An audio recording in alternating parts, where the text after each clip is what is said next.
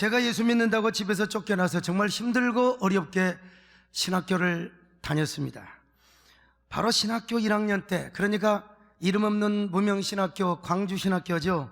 금남로 5가에 있는 중앙극장에서 주기철 목사님의 선교를 소재로 한 영화 저 높은 곳을 향하여라는 영화를 제가 봤습니다. 저는 그 영화를 보면서 얼마나 은혜를 받았든지 아주 그냥 옷깃을 촉촉하게 눈물을 적셨습니다. 하루 종일 우유 한 병으로 끼니를 때우면서 마지막 영화 시간까지 계속 봤습니다.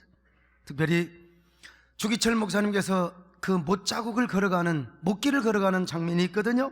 순교를 눈앞에 두고 산기도를 하는 장면, 또 주목사님께서 추록하여 집으로 오시는데 어머니께서 아들아 왜 집으로 먼저 오느냐, 교회부터 들려야지. 저는 그 어머니의 권면에 그저 엉엉 울어버리고 말았습니다. 주여, 저도 주목사님처럼 순교하게 하여 주옵소서. 기왕 한번 죽는 것 저도 저렇게 영광스럽게 죽기를 소망합니다. 그러면서 열심히 제가 순교를 하려고 했는데 누가 저를 죽여주는 사람이 없어서 여기까지 지금 살아왔습니다. 남이 보면요 창피할 정도로 주체할 수 없는 눈물이 마구 쏟아졌습니다. 마지막 영화 끝나고 딱 자리에서 일어났습니다. 벌써 밤은 깊었습니다. 극장을 나왔지만 머릿속과 가슴속에서는 온통 그 영화에 대한 상념으로 그 저의 가슴을 막 짓누르고 있었습니다. 그런데 거기서 학교를 오려면 길을 건너서 금남로 5가에서 버스를 타고 이제 광주신학교로 와야 됩니다. 밤이 늦어 인적이 드물었고 버스를 기다린 사람도 거의 없었습니다. 근데 한 아가씨가 저에게 다가오더니 요란스럽게 껌을 씹으면서 저에게 뭐라고 말을 하는 거예요. 그래서 저는 뭔 말을 못 알아듣고 제가 물어봤습니다. 뭐라고요? 그랬더니 잘해줄게 놀다 가세요 그러잖아요. 그때까지만 해도 저는 그게 무슨 말인 줄을 제가 몰랐어요. 그래서 또 뭐라고요? 뭘 잘해준다고요? 또 물어봤어요. 그랬더니 아니 이 아가씨가 제 손을 꽉 잡고 거의 안다시피 하면서 막 저를 골목으로 밀어넣으면서 이리 따라와봐, 뭐 잘 알면서 얌전한 척한다고. 여러분, 제가 바로 한 10cm나 20cm의 그 면전에서 그 아가씨 얼굴을 봤어요. 온몸에 소름이 쫙 끼쳤습니다. 가까이 보니까 시커멓게 칠한 입술과 푸르스만 눈썹, 세상에 웜에 내 본능적으로 이 여자 창녀, 여러분 요즘 창녀라고 하면 안 됩니다. 율랑녀라고 해야 되는데 내가 그 순간 저가 젖먹는 힘을 다해서 그 아가씨의 어깨를 붙잡고 얼마나 밀어버렸는지. 세상에, 그분이 말이요 저 2, 3m 뒤로 가서 뒤로 나자빠졌는데 머리가 땅속에 땅과 부딪히는 그 소리가 그냥 팍 하는 소리가 났어요. 와, 저는요 아무 생각도 없이 뒤로 도망을 쳤습니다. 필사의 힘으로. 저 금남로 5가에서부터 얼마나 힘차게 뛰었는지. 당시 임동에 가면 거기 임동에 전남방직, 이 전남방직 공장이 있어요. 그 철도까지 여러분 제가 한 번도 마라톤 선수가 아닌데 한 번도 안 쉬고 도망을 갔습니다. 그 공장에서 만들어내는 그 방직 물품을 저 철도로 이제 실어 날리는 그 철도란 말이죠. 거기서 제가 그냥 거기까지 뛰었는데 보니까 단숨에 뛰었는데 다행히 따라오는 사람이 한 사람도 없더라고요. 그래서 제가 거기에 앉아가지고 안도의 숨을 쉬면서, 그때 저는요 보디발 아내에게 유혹을 받아서 도망가던 요셉의 심정을 제가 이해할 수 있었단 말이죠. 제가 그런 일에 조금이라도 상식이 있었더라면 제가 좀 여유를 가지고 좀 따뜻한 말 한마디, 전도라도 한마디 해줄 수 있었을 텐데 저는 당신은 그럴 여유가 없었단 말이죠. 그래서 막 그냥 달려서 거기서 안도의 숨을 쉬고 제가 찬송을 불렀습니다. 영화의 장면들을 생각하면서 특별히 주기철 목사님께서 모판 위를 걸어가신 장면을 제가 생각하면서 옛날 그 영화의 한 장면, 주기철 목사님이 옷을 입고 죄수복을 입고 여러분 못자국 위를 걸어간단 말입니다. 여러분, 제가 혼자 찬송에 치화해서 막 신발을 벗고 전남방직의 철도길을 맨발로 왔다 갔다 하면서 찬송을 부르고 또 불렀습니다. 찬송을 부르면 부를수록 두 볼에는 눈물이 막 철철 흘러넘치는 거예요. 여러분, 함께 이 찬송을 불러보실까요? 제가 그때 이런 고백을 했습니다. 하나님, 제 평생 지금 이 마음을 품게 하여 주옵소서. 죽는 그날까지 이 순결한 마음, 때없는 마음, 순백의 마음을 주님 품에 갈 때까지 허락하여 주옵소서. 그런데 제가 때가 좀 많이 묻은 것 같습니다. 기도해 주시길 바랍니다. 그때 제가 한 가지 결심을 하게 되었어요. 나중에 내가 하나님의 은혜로 목회를 성공하면 주기철 이 목사님의 영화를, 지금 보면 여러분 얼마나 촌스럽습니까, 화면이. 그러나 그때는 최대한대로 잘 만든다고 잘 만들었어요. 그래서 내가 영화를 한번 잘 만들어 드리겠습니다, 이런 마음을 제가 먹었어요. 그래서 훗날 그분의 아들이신 주광조 장로님을 만날 때마다 제가 앞으로 교회 짓고 제가 목회 더 크게 하면 반드시 아버님의 영화를 다시 한번 만들어 드리겠습니다. 그리고 예배당 짓고 여러분, 제가 맨 먼저 서둘렀던 게 바로 영화 감독 작가들을 만났습니다. 그런데 그때쯤 온누리교회 하영조 목사님께서 이미 주기철 목사님의 영화를 만들려고 준비 중이라는 소식을 제가 들었습니다. 그래서 제가 추첨합니다. 여러분, 하영조 목사님이 어떤 분입니까? 하늘 같은 분이란 말이죠.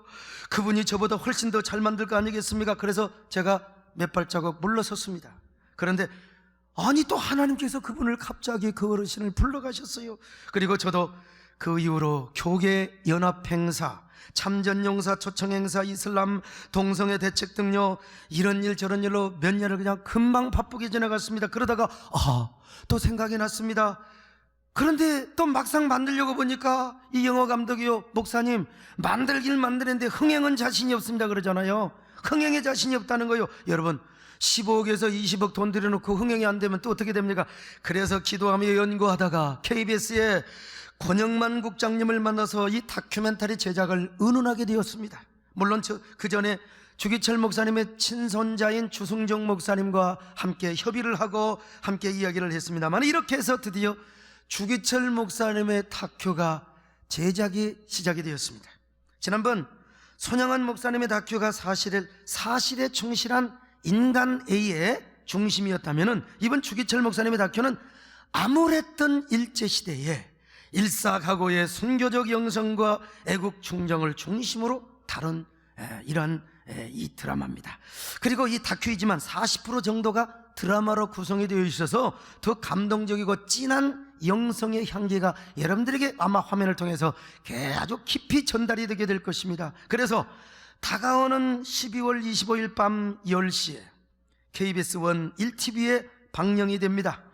우리 권영만 국장님을 비롯해서 그 팀들이 참 아주 노심초사에 밤을 새우며 하나님의 일을 한다고 생각하며 제작하는 것을 보면서 참 눈물겨웠습니다. 미리 1분 20초짜리를 보내서 예고편을 보내줬는데 저는 그 1분짜리 영상을 보고도 계속해서 눈물을 훔쳤습니다. 1부도 2부도 계속 훔쳤습니다. 여러분, 분위기 자체가 얼마나 엄숙하고 은혜스러운지 촬영 영상이 제 가슴을 막 강타했습니다. 저는 저 영상을 볼 때 저의 가난하고 힘들었던 신학생 시절이 생각이 났습니다.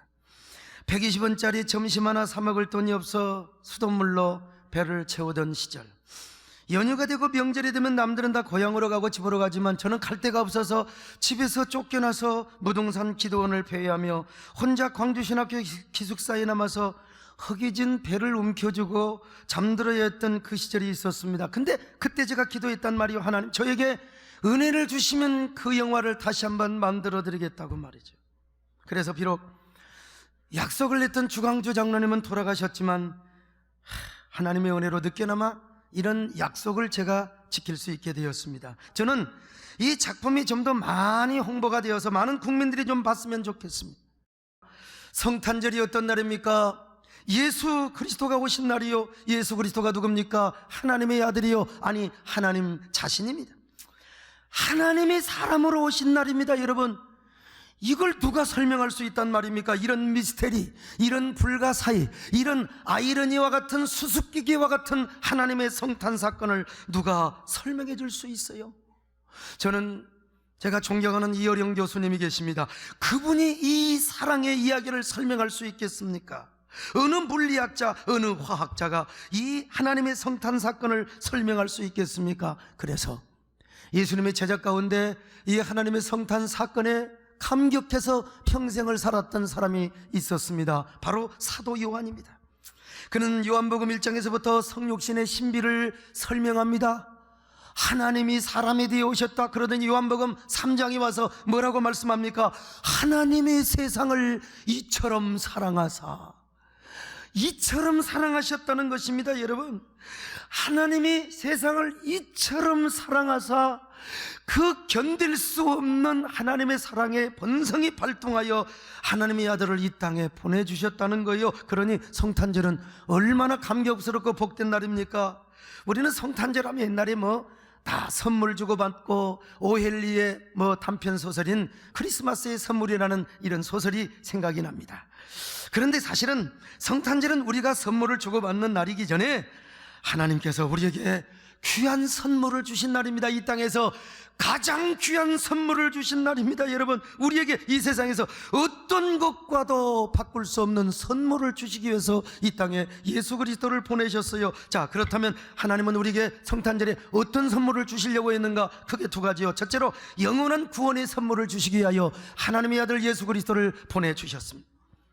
모든 인간의 목표는 죄 문제를 해결받고 죽음의 문제를 해결받는 것이 인간의 목표였습니다. 그런데 그래서 이 문제를 해결하기 위하여 수많은 현인들, 성자들, 종교의 교주들이 어떻게 하면 중생들을 구원할 것인가 노력과 얼마나 지혜를 다 짰는지 몰라요. 그래서 그들이 우리의 죄 문제와 그리고 죽음의 문제를 해결하려고 노력했습니다. 여러분, 인간적으로 존경하고 우리가 훌륭한 분으로 정말 추앙해야죠. 그러나 여러분, 분명한 사실은 성경에 의하면 죄 문제와 죽음의 문제는 하나님이 해결을 해야지 인간이 해결을 할 수가 없다는 것입니다. 그것은 우리의 선행과 공덕으로 이루어질 수 없다는 것입니다. 하나님의 은혜와 선물로만 주어지는 거요. 그래서 성경은 이렇게 말씀하고 있습니다. 에베소서 2장 8절로 9절입니다. 시작. 너희는 그 은혜에 의하여 믿음으로 말미암아 구원을 받았으니 이것은 너희에게서 난 것이 아니요 하나님의 선물이라. 행위에서 난 것이 아니니 이는 누구든지 자랑하지 못하게 하리 함이라. 여러분, 사람의 행위로부터 아무리 참선을 하고 수행을 하고 고행을 내도 여기에 죄사함과 여기에 깨달음은 있을지 모르지만 구원이 없다는 겁니다. 그래서 하나님은 모든 인류를 다 구원하시기 위하여 예수님을 이 땅에 중보자로 보내셨습니다. 그리고 모든 우리의 죄를 짊어지고 십자가에 죽게 만들었어요. 따라서 그 예수님을 메시아로 영접하고 유일무이한 중보자를 우리가 구원자로 모실 때에 하나님은 값없이 우리에게 구원의 선물을 주신다는 거예요. 믿기만 하면 예수 그리스도를 믿기만 하면 여러분 공짜로 돈 내지 않고 구원의 선물을 주신다는 것입니다. 이 공짜라는 말은 영어로 프리라고 합니다. 그래서 이 듀티 프리 숍이라고요, 면세점은 프리라고 하는 말을 씁니다. 여기서 값없단 말은 프리라고 할 수 있는데 그렇게 오해하면 안 돼요. 정말 값없다, 성경에서 값없단 말은 프리, 공짜라는 말이 아닙니다. 영어로 구태여 표현한다면은 priceless, 값으로 환산할 수 없는 이러한 어마어마한 선물이라는 것입니다.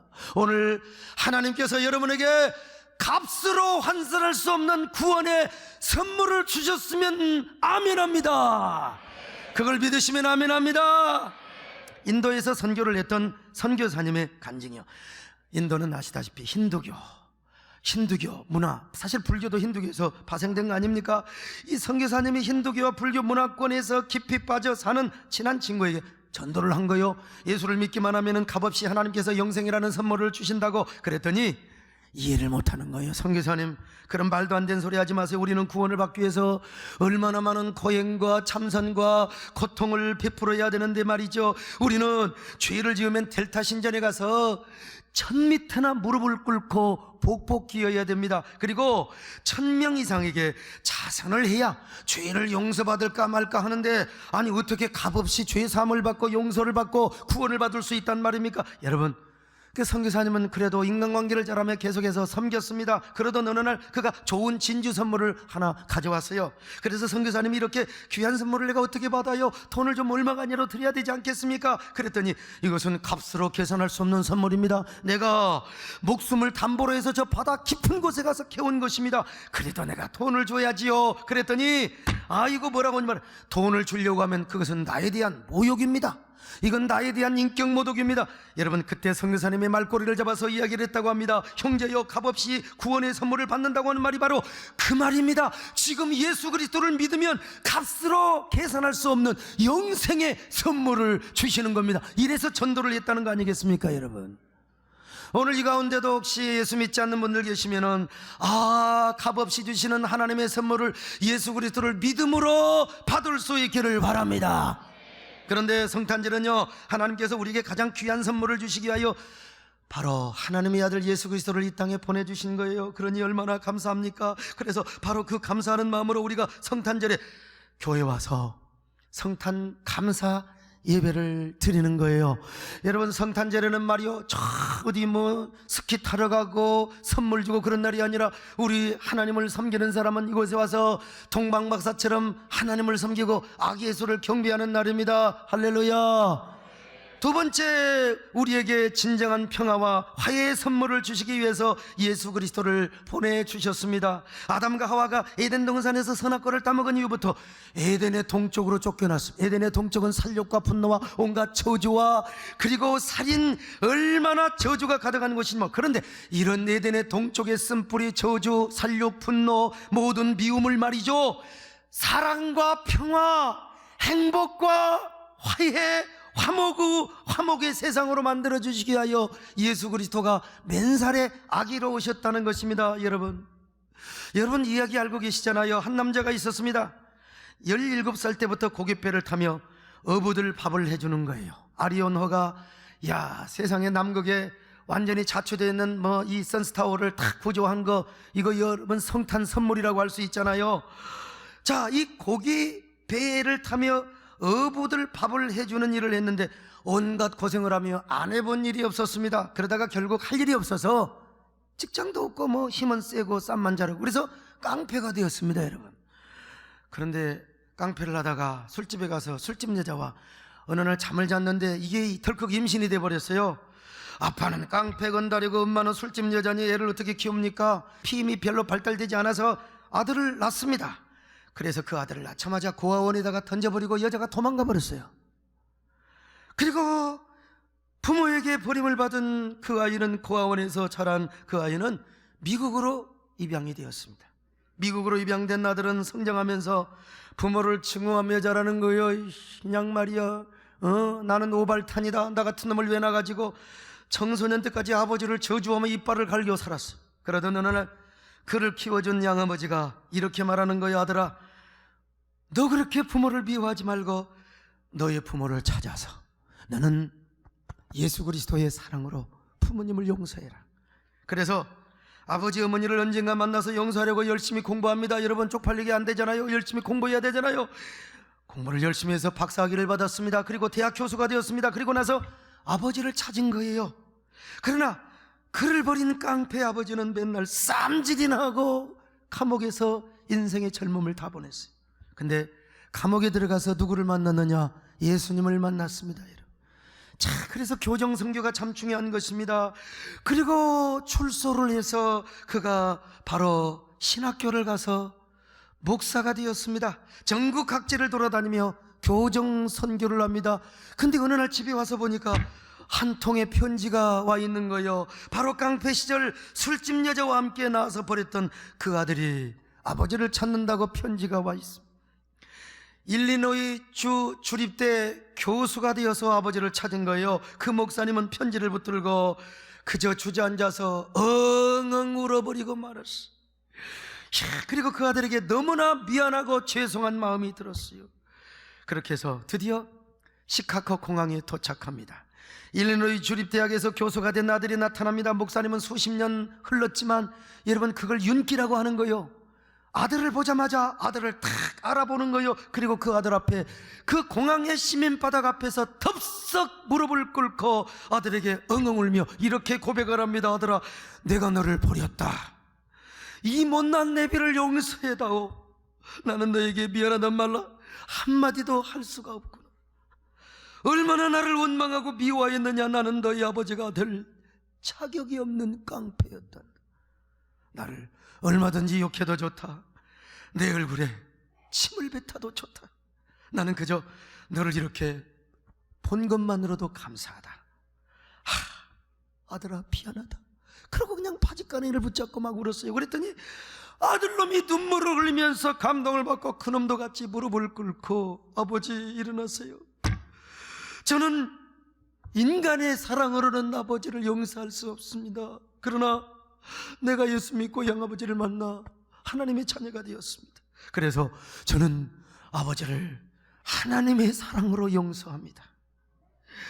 아버지를 인간적인 사랑으로는 용서할 수 없지만 그리스도의 사랑으로 아버지를 용서합니다.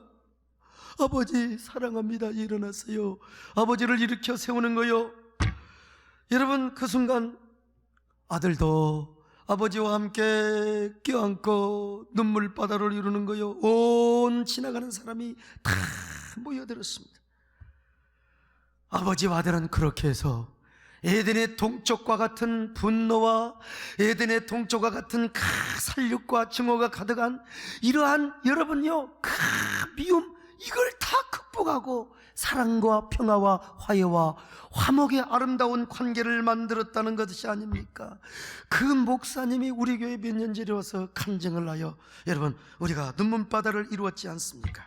바로 이러한 화해와 평강의 축복이 이 성탄절을 맞이해서 여러분 가정에 임하시기를 바랍니다.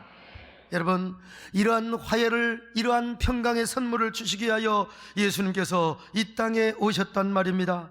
하나님은 성탄절을 통하여 우리에게 이런 화해와 평강의 선물을 주시기를 원하여, 그래서 성경도 이렇게 말씀하고 있지 않습니까? 에베소 2장 14절로 17절 같이 봅니다. 시작. 그는 우리의 화평이신지라. 이는 이 돌로 자기 안에서 한 세 사람을 지어 화평하게 하시고 또 십자가로 이 돌을 한 몸으로 하나님과 화목하게 하려 하심이라. 원수된 것을 십자가로 소멸하시고 또 오셔서 먼데 있는 너희에게 평안을 전하시고 가까운 데 있는 자들에게 평안을 전하셨으니. 여러분, 이러한 평안과 화목을 주시기 위하여 예수 그리스도가 이 땅에 오셨다는 것입니다. 할렐루야.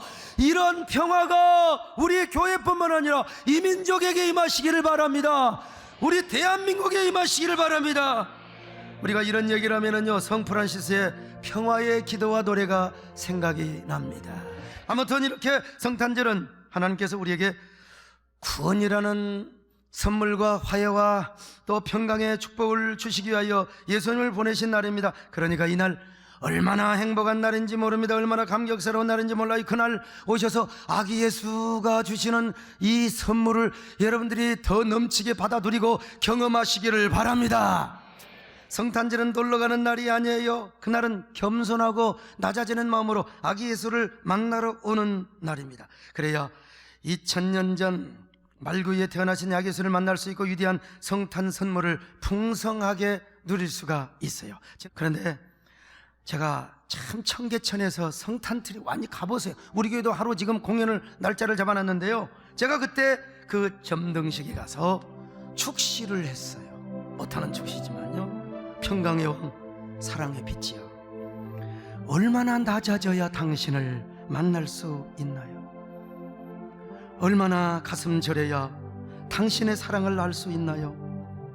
2000년 전 팔레스타인에 낮고 쓸쓸한 말구유에 눈망울 총총한 아기 예수로 태어나신 그 하나님의 가슴 저린 사랑 이야기를 어떻게 이야기할 수 있을까요? 그 신비한 사랑은 영원한 수수께끼요 사랑의 아이러니가 되어 성탄의 밤 저희의 두 눈시울을 젖게 하는데, 회색빛 콘크리트 도시에 갇힌 차가운 심장에 당신의 그 가슴 저린 사랑을 어찌 새길 수 있을까요? 제가 중략을 하고 넘어갑니다. 당신이 오시는 성탄을 기념하여 이곳에 따뜻한 불빛을 밝혔습니다.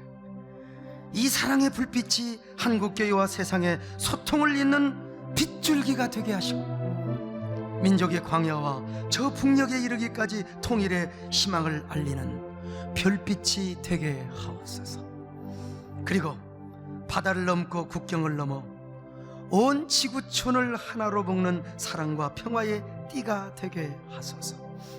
아기 예수여, 평강의 왕이여, 사랑의 빛이여, 저 어두운 밤하늘 별들을 넘어 우리의 메마른 가슴 한 줄기 눈물의 사랑으로 다시 오소서. 여러분, 이런 아기 예수의 위대한 선물이 꼭 여러분들에게 함께 하시기를 바랍니다. 그러기 위해서 성탄절에 교회에 오시기를 바랍니다.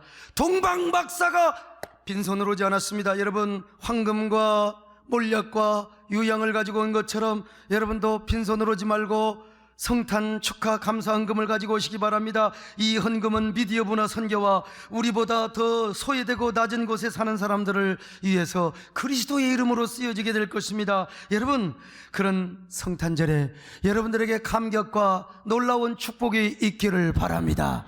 그리고 성탄절을 통하여 이 나라에 다시 한번 위대한 하나님의 선물이 편만하게 전달되어지시기를 바랍니다.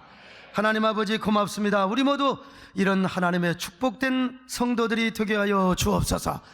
귀한 선물, 값으로 환산할 수 없는 이 귀한 선물을 우리가 받아 누리며 이 귀한 선물들을 우리가 계속해서 전할 수 있도록 축복하여 주시옵소서. 예수님의 이름으로 기도드렸나이다. 아멘.